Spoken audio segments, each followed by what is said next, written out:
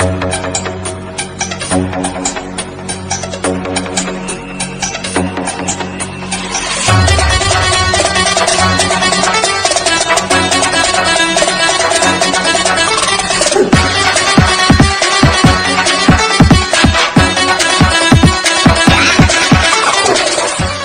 Bheem to all.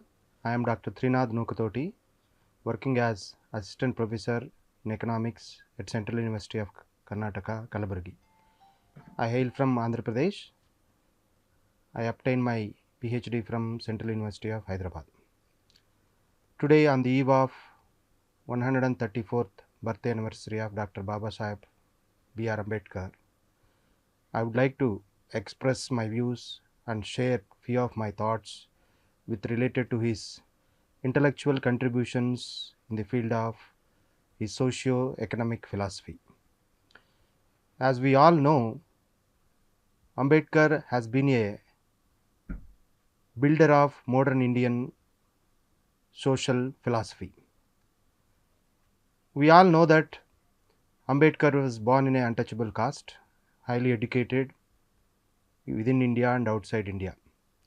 We all know all these elements, but today I am here to focus little bit about his intellectual contributions towards economic thought and social philosophy. Before we discuss about Ambedkar, we should also know a little bit about what is Indian society and what are the foundations of Indian society. The basic foundations of Indian society lie in the social hierarchy. That means caste hierarchy. Caste has been a device in India that divides people rather than unites people. Many times caste has been by some intellectuals regarded as cultural element rather religious element, but Ambedkar clearly defined it as it is not cultural, rather criminal, and it is highly undemocratic institution that has been prevailing, in fact the most or the longest prevailing undemocratic institution in the world.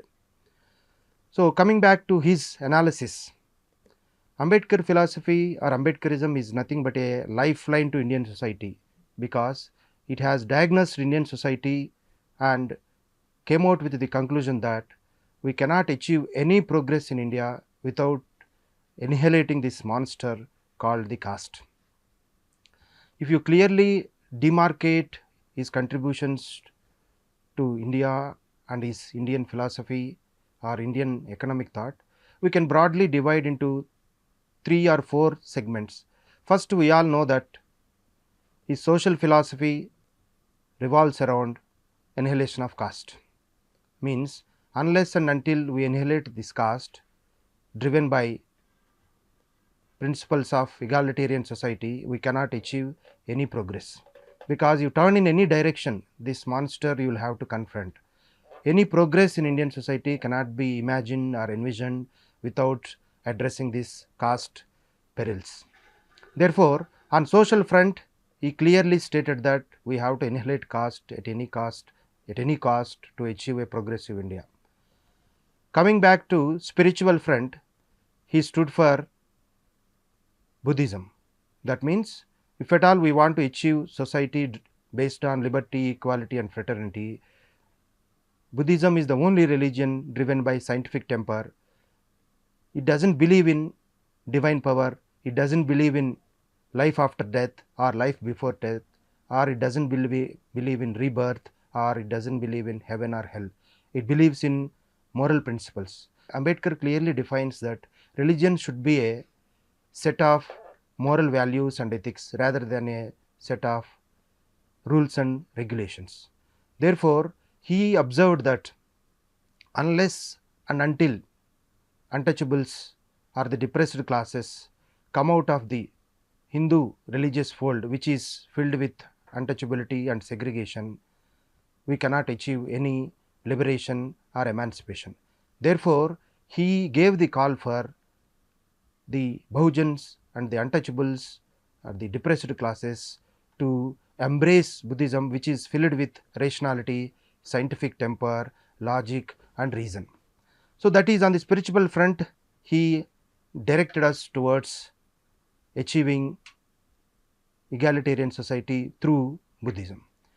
Coming back to his economic philosophy, very few of us know that Ambedkar has PhD in economics from Columbia University in New York, and also he had another doctorate from London School of Economics from London as early as in 1916.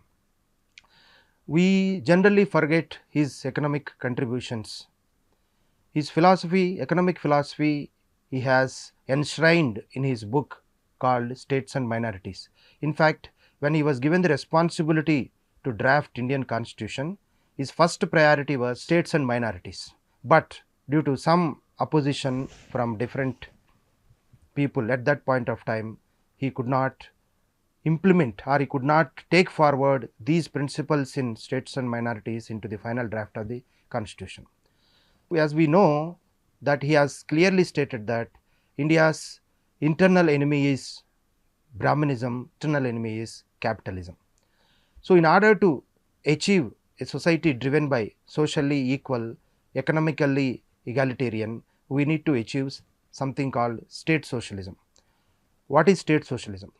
We are all well aware that even after 75 years of India's independence, India is having the highest number of people suffering from poverty in the world. You look at any global indicators like Human Development Index or Global Hunger Index or any other indexes like Press Freedom Index and also Slavery Index, we are not doing that well, and the indicators are very much discouraging and disappointing. 1% of Indians controlling 40% of wealth and 50% of the bottom population is having access to only 3% of wealth. So, there are serious inequalities, there are serious differences in wealth and income. But who are suffering from these poverty, unemployment, assetlessness? It is people at the bottom of the pyramid, that is untouchables or scheduled castes or scheduled tribes. The roots are in our history, that is the caste or the cultural history rooted in India's religious and caste system. What I want to say is the roots behind poverty among millions of Indians lie in our social roots. The people from scheduled caste and scheduled tribes, they have been deprived of education, deprived of opportunities, deprived of assets, deprived of dignity. Even now we witness, as early as last month, a Dalit boy was killed in Tamil Nadu just because he wanted to drive a bullet.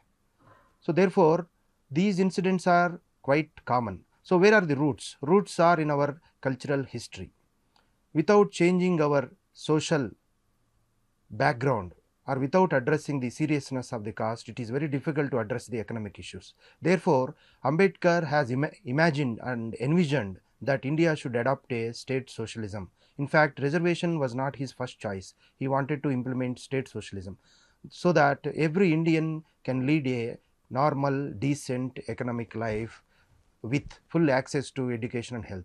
So, what he has proposed in this state socialism are basically the nationalization of land. Means every family in the national land in the country, entire land in the country should be in the hands of government, and every family in the country should be given certain amount of residential land as well as cultivable land. And he also proposed cluster farming, wherein land in a village can be clubbed together and as a single unit it can be cultivated, so that cost of production will come down, the benefits can be shared by all the tenants or all the farmers in the society or in that particular village.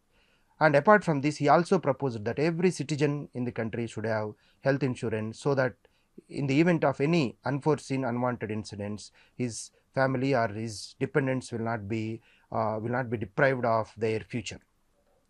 Apart from this insurance to all, he also proposed a common schooling system, that is every child in India must study in single medium, that is English medium, and every child should study in same type of schooling system instead of CBSE, ICSE, state syllabus, central syllabus. Every child should study same syllabus and same schooling system.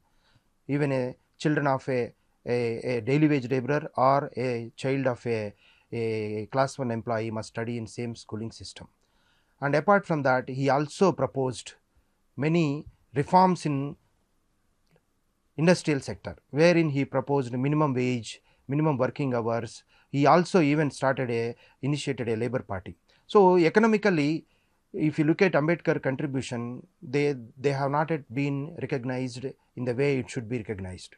Therefore, as a person who was well trained in economics, as a person, because Ambedkar was not merely an economist, he was a jurist, he was an anthropologist, he was an historian, he was a lawyer, he was a journalist. Therefore, his basic proposition is, in order to achieve economic progress, first we need to achieve social inequalities, because he always believed that cultural revolution should precede any other revolution, because if you achieve any other change in the society without any cultural revolution, that change, economic change or any other change, will not last long. Because politically also, Ambedkar, he is a serious democrat. He seriously, strongly believed in democracy. Democracy doesn't mean only one man, one vote, one value. He also believed that there should be, apart from political democracy, there should be economic democracy as well as social democracy. What is economic democracy? Wealth or income, opportunities to every citizen in the country must be equal. Their ending point may not be same, but their starting point should be same. Nobody should be deprived of any opportunities to compete, opportunities to study, opportunities to do job, access to land, access to buy land, opportunity to sell land, take have economic opportunities in urban market. Therefore, he was seriously an advocate of state socialism driven by egalitarian principles. And apart from that, he also proposed many other propositions, like education. According to Ambedkar, is an important element in anybody's life, because without education we cannot imagine seeing progress in life. Therefore, he gave the call for educate, agitate and organize. But education, according to him, is having different connotation. That means education is different in his sense, literate is different. Then what is the difference between educated and literate? Literate is the one who will read different disciplines, attain different degrees, maybe get into different jobs, and maybe expert in some or the other fields. That is literate. Then what is education and who is educated? According to him, educated is the person who is ready to take responsibilities, responsibility as a citizen, responsibility as a father, responsibility as a person coming from deprived communities. He fulfills his roles and he is driven by logic, he is driven by scientific temper, rationality. That is the reason he believed that Buddhism is the only religion which can offer these principles to human beings. Therefore, apart from his economic philosophy, we should also remember his other contributions in India.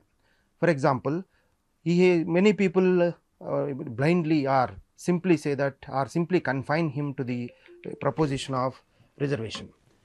But reservation was, according to him, reservation is just a means, it's a way, it's a path to achieve egalitarian society. Reservation is not end. And above all, what is Ambedkarism? What is Ambedkarism and who is an Ambedkarite? Focusing on these two issues, I would like to conclude. Who is an Ambedkarite? Ambedkar, for example, if you want to know India, you should know caste. Without knowing caste, you don't know anything about India. But if you want to know caste, you have to read Ambedkar. There has been no person in India who has worked, produced literature and gave us the direction to annihilate this caste. Even after 75 years of India's independence, we are yet to compete with even many of the developing countries in the world. Our per capita income is around $2,800 per head per annum. If you look at even some of the developing countries, we are not even closer to them, even like our neighboring countries like Sri Lanka or even Bangladesh or even other countries. So according to Ambedkar's philosophy, unless and until we address the social inequalities, unless and until we address cultural inequalities, we cannot achieve economic equalities. As I said earlier, political democracy is not enough. One man, one vote, one value. It is there. Anybody can contest in elections. We have votes. We have same value. But we have to achieve political social democracy. What is social democracy? No human being is equal treating another no human being is treating another human being as equal. No two castes are equal. Either you are above somebody or below somebody. So this caste has simply killed the notion of humanity, brotherhood, fraternity, liberty and equality.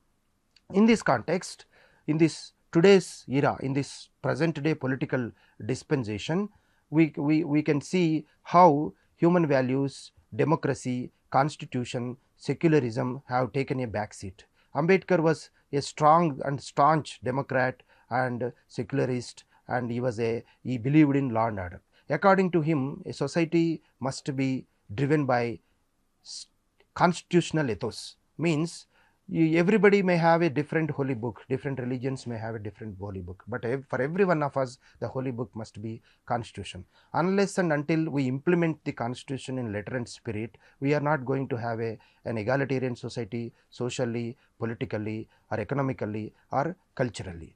And to conclude, who is an Ambedkarite and what is an Ambedkarism?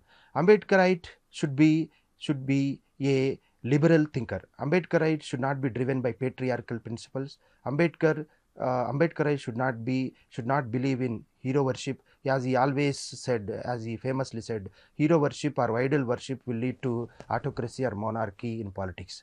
Therefore, an Ambedkar must be free from dogmatic principles like idealism or theistic religions or life after death or life before death or patriarchal belief systems or traditional and orthodox belief system, Brahmanical principles. Therefore, Ambedkarite, we have many kinds of Ambedkarite, speaking Ambedkarites or reading Ambedkarites, talking Ambedkarites, but we want Ambedkarites who understands his principles. He famously said, I don't want blind followers. We want only objective followers.